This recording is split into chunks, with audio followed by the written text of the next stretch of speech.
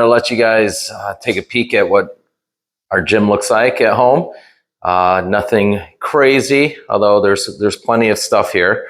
I have a weight bench.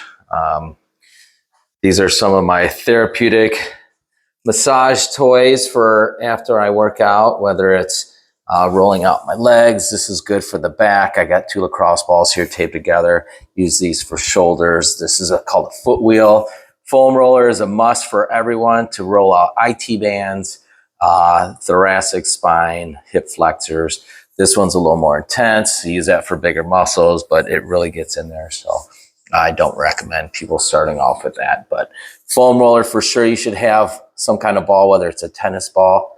I'm sorry, not a tennis ball, but a harder ball, baseball, softball. You could get into the glutes, sit on this. Again, this is for doing the paraspinal muscles here. Lay on this, roll up and down on that.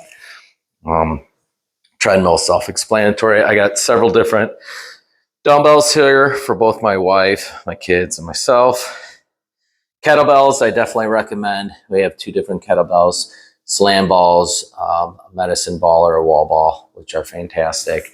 And then I also have some other bands that you can use. I have some blood flow restriction bands if you want to look into doing that. That's a new technology that's out there. TV for viewing pleasure. And then also I have these for push-ups, different hand positions to affect different muscles of the pecs and traps and tris and everything like that.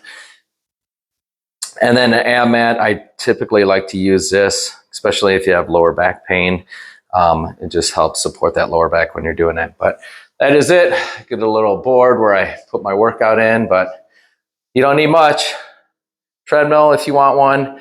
Definitely just do dumbbells, kettlebell, maybe a wall ball, and some bands for stretching, but also have some stuff afterwards for that massaging out the muscles. All right.